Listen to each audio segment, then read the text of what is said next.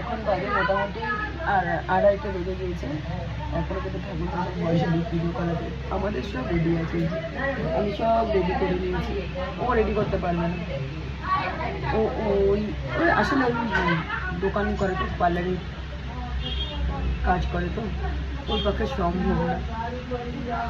এখানে কেউ ধান্দা করছে, কে চুল কাটবে, কে গ্রুপ লাভ করবে, কে ফেসিয়াল করবে। ওই যে বাইরে দেখছি এই বাড়ির ছেলে উপরে আছে, কালকে বাড়ি এখানে আমাদের ইনভার্টও আছে, আমি কালকে এখানে আমরা নিমন্ত্রণ খেতে আসবো। হ্যাঁ, আর ওই এই পুরো বাড়িটা থেকে লোকজনে ভর্তি, ও ধান্দা করে বেরোচ্ছিল। তাই চুল কাটিং, হেয়ার কাটিং করবে, কেউ বলবে বলছে গুলটি গুলটি গুলটি আজকে তো উপাস করেছে, আজকে কেচে ধরবো না। আসলাম যে আমায় যেখানে হবে সেখানেই মানুষ থাকবে, আমার কেচে কেন ধরবি না? কাজ না করলে ভগবানও ভালো হচ্ছে না। ভগবানের পূজার যে দই লাগে, কলা লাগে, কোথা থেকে কিনবে? আমারই তো আগে এখনো আসেনি, শুকিয়ে গেছে মেয়ে আমার,